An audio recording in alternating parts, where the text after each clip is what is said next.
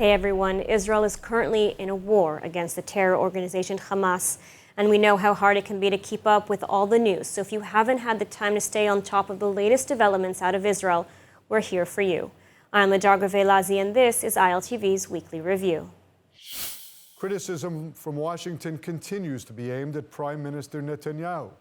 U.S. Senator and Majority Leader Chuck Schumer, an American Jew and a lifelong supporter of Israel, wants Netanyahu gone and new elections in Israel. Netanyahu today fired back, saying that they forgot October 7th, and instead of pressuring Israel, they should be pressuring Iran. ILTV's William Sharon has more. During a 20-minute speech on the Senate floor, Senate Majority Leader Chuck Schumer defended Israel's right to self-defense, opposed a unilateral ceasefire, and blamed the conflict and deaths on Hamas. But Schumer also had this to say.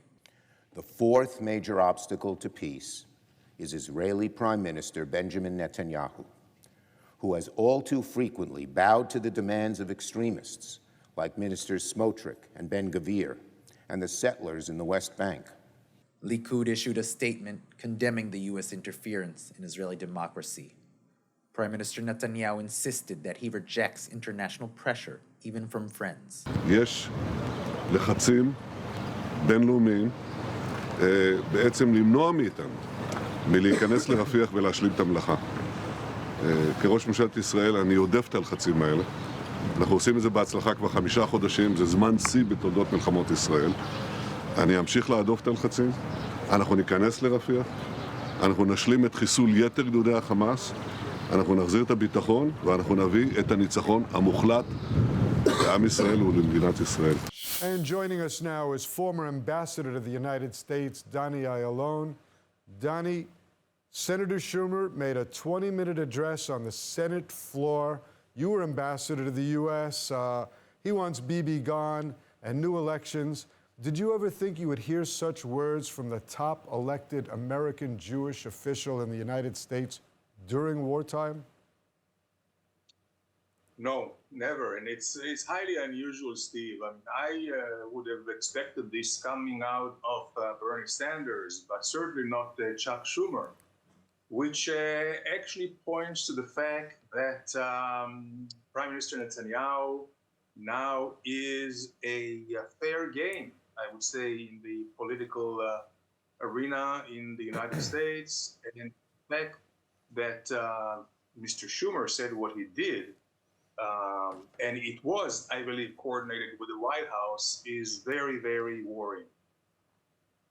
Well, you know that Biden actually applauded the speech. He didn't back away from it. Schumer's not backing away from it. But Netanyahu did respond today, and he responded very forcefully, saying that apparently they've forgotten what happened on October 7th in Israel. Instead of attacking Israel, they should be attacking Iran. Well, absolutely. Not only we've seen a very, very feeble, I would say, response to the Iranians' proxies around the region, especially the Houthis. They were meeting with the Iranians, I believe, in Oman, and I didn't see anything coming out of that. No, Iran is really the culprit here. This is the head of the snake. But I believe that what we see here is coordinated with Biden, and Biden is trying to actually signal here to Netanyahu and to the Israelis that it's not just a personal issue between Biden and Netanyahu, and he doesn't want Netanyahu actually to leverage this confrontation to his favor politically. So by sending Schumer, as you mentioned, Steve, that a Jewish, a warm Jew who has always been a staunch supporter of Israel, for him to say that, I guess Biden is trying to signal to us, it's not just me, it's not just the progressive arm of the Democratic Party, it's everyone, and this is why it's of such a concern. Danny, I got to get to I want to ask you one other thing specifically about the North, because many in Israel think that the deadline is already upon us for when Israel could launch a war against Hezbollah inside Lebanon. And that would be even a larger confrontation than the one in Gaza. Are we certain in Israel today that we will have enough weapons from the Americans?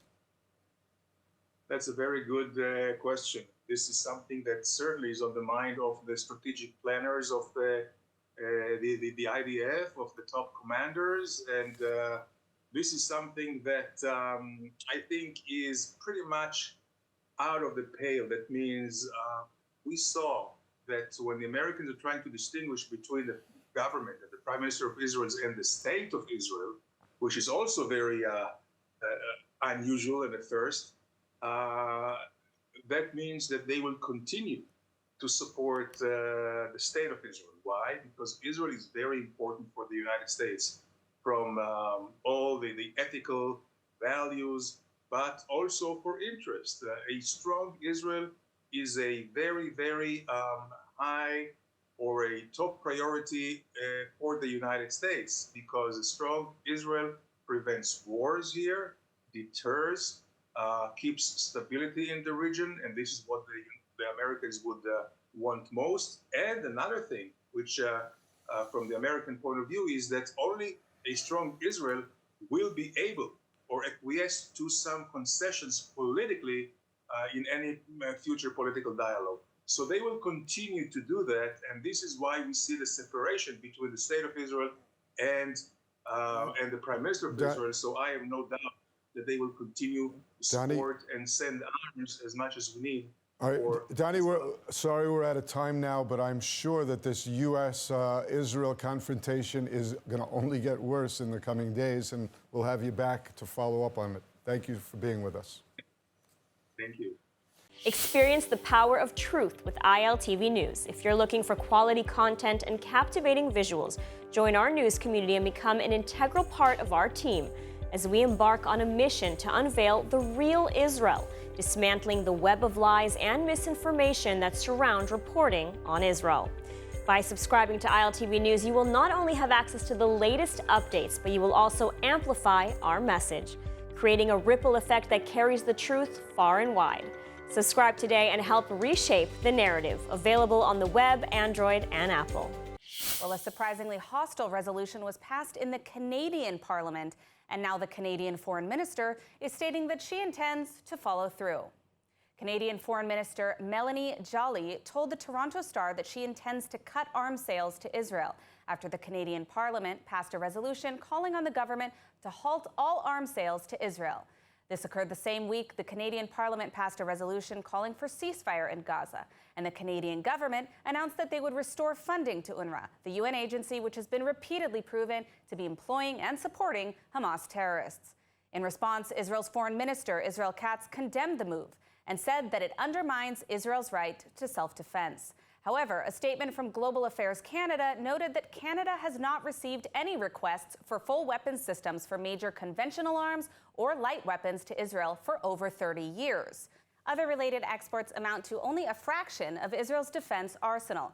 Nonetheless, there is a concern that other nations may follow suit.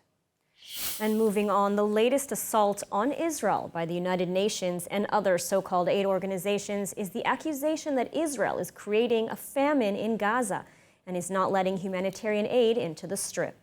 UN Secretary General Antonio Guterres said this is an entirely man-made disaster. This is what he had to say.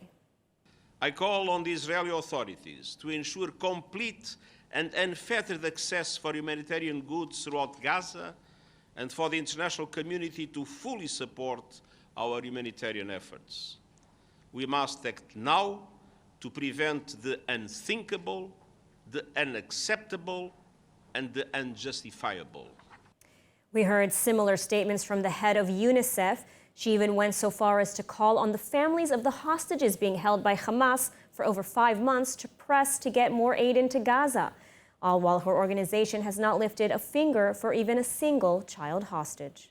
I mean, when I think also about the children who've been held hostage or the families who are worrying about their hostages, that's a terrible situation. They can also press hard to get more access into the Gaza Strip. We just need more access to get more aid in, and they can help us with getting aid, securing more aid. Meanwhile, UNRWA chief Philippe Lazzarini also made similar statements. This is the same UNRWA which was defunded by countries worldwide for its complicity in Hamas terrorism and is now fighting to justify its continued existence. But let's take a closer look at the claims. The UN and other NGOs are claiming that not enough aid is getting into the Gaza Strip. But this is not factually correct. In fact, COGAT, the body responsible for coordinating humanitarian aid for Gaza, has said that more humanitarian aid is going into Gaza than before, by land, by sea, and by air. Since the beginning of the war, Israel has facilitated the entry of over 17,400 trucks of aid to the Gaza Strip, including over 10,300 trucks carrying over 218,000 tons of food.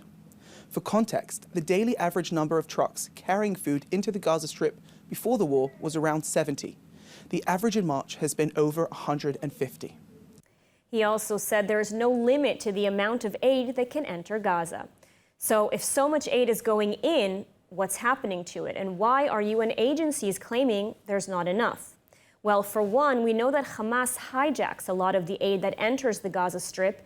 It even shoots at Palestinian civilians who try to take the food. And interestingly, on social media, footage posted by Gazans themselves show an abundance of food in the markets in Gaza, casting doubt over the claims of a potential famine. The war in Gaza is a war that began on October 7th, when Hamas broke the ceasefire and brutally raped, tortured, and murdered over 1,200 Israelis. This terror organization is still holding 134 hostages captive. And Israel has repeatedly said the war would end tomorrow if Hamas releases the hostages and surrenders. But Hamas refuses to do so. Why? Because it has the backing of the UN and international organizations. So perhaps the UN and aid organizations who have done nothing to help Israelis should stop making so much noise blaming Israel for what is happening in Gaza, when Israel is doing everything it can to safeguard Palestinian lives and ensure humanitarian aid is entering the Strip. Instead, maybe they should start using their leverage and deep connections to Hamas terrorists to release the hostages and end the war. Well, international pressure is mounting on Israel to reach a temporary ceasefire in Gaza.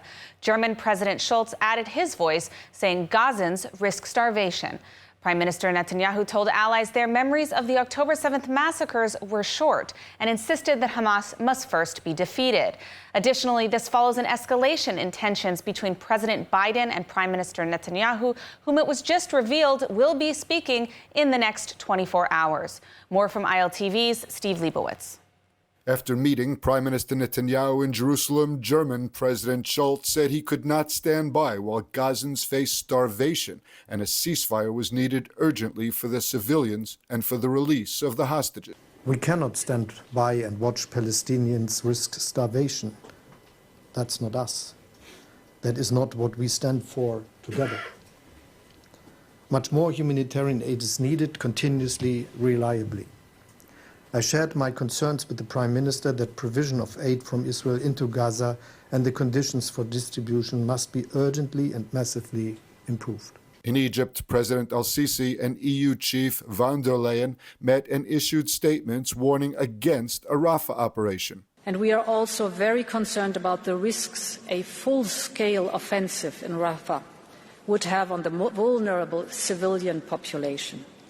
This needs to be avoided at all costs. اتفقنا أيضا والقادة الأوروبيين على رفض شن إسرائيل عملية عسكرية في رفح بما سيضاعف من الكارثة الإنسانية التي يعاني منها المدنيون بالقطاع فضلا عن آثار تلك العملية على تصفية القضية الفلسطينية. Prime Minister Netanyahu continues to insist the Rafah operation will take place and that plans are in place for the safety of civilians. Our goal in eliminating the remaining terrorist battalions in Rafah goes hand in hand with enabling the civilian population to leave Rafah. It's not something that we will do while keeping the population locked in place. In fact, we'll do the very opposite. We'll enable them to leave because our consideration for reducing and minimizing civilian casualties has guided us and will continue to guide us in the future. As Israel faces pressure from the United States and now from Europe to stop the war in Gaza, does the Jewish state have the necessary support to definitively end this war and finish the job? Here to speak with us about the situation is the Deputy Mayor of Jerusalem, Fleur Hassan Nahum. Fleur, thank you for being with us. Thank you. To start, is this urgency to end the war reasonable, or is it an attempt to interfere with Israel's sovereign right to defend itself? Well, first of all, we have our own urgency. Our urgency is to get back those innocent hostages that are still there, trapped in the dungeons of Hamas. Our urgency is to get rid of the 4 battalions of Hamas that still exist there in Rafah in the south of the Gaza Strip, and the 2 that exist in the center of the Gaza Strip. And these are the aims of our war. And until we've completed those aims and our country returns to safety, we will not stop. So there can be urgency from different countries. And what I would suggest is that they channel that urgency into getting Hamas through Qatar to actually agree to a deal to get our innocent hostages home. Now, much of the criticism surrounding Israel's war in Gaza has been based on casualty counts provided by Hamas, as well as claims that Israel is not allowing in humanitarian aid, yet we see dozens of videos proving otherwise. Is the world just ignoring the reality in front of them, or is this a perception problem? Well, it's both. I think that the other side, Hamas, and in general, the Islamic fundamentalists have got a very good PR machine going. In terms of the humanitarian aid, what we see, first of all, is that Hamas steals the majority of the aid. And B, what we saw in the videos in the last few days that you're referring to, is that the aid that is given for free by different countries around the world is now being sold in the Gaza markets. Meanwhile, the world ignores 8 million people actually going through a real famine in Sudan. And so the only thing that we can conclude with that is that the world, something we already know, that there's double standards when it comes to Israel. I don't believe there's famine in the Gaza Strip. There's so much aid going in. Again, the world, instead of being obsessed with the amount of aid going in, they should really focus on the distribution of that aid and that it's going to the right people, and that they protect those innocent people from being shot by Hamas terrorists for trying to get some of that aid. Now, how is it that Israel is facing such pressure from the United States and Europe when neither of them receive even close to that level of scrutiny when dealing with threats to their national security, such as airstrikes on ISIS or now in Yemen? Why are there such double standards? Well, there's always been a double standard when it comes to Israel. And thank God we have some good allies who've supported us during the war, but you also have to understand the political reality. The United States is going into an election year, and for the Democratic Party, this war has been very, very bad. And Biden is concerned he's losing his support amongst the progressive branch of the Democratic Party, which is probably, with the young people, larger than anybody thought. So he's got the political pressure, and that's why he's putting pressure on Israel. And the Europeans also have large swaths of Muslim populations in their country. And unfortunately for them, many of them are young people who've been radicalized. And unfortunately for all of us, they've created a toxic alliance with the left progressive woke, who of course are A, completely ignorant, and B, have been tarnished, unfortunately, with a lot of anti-Semitic rhetoric for the last 20 years of their lives, somehow blaming Jews for anything that is bad in the world. And so that toxic combination brings all that terrible PR that Israel gets. And all we can do is move forward to achieving the aims of this war that we didn't want, that we didn't start.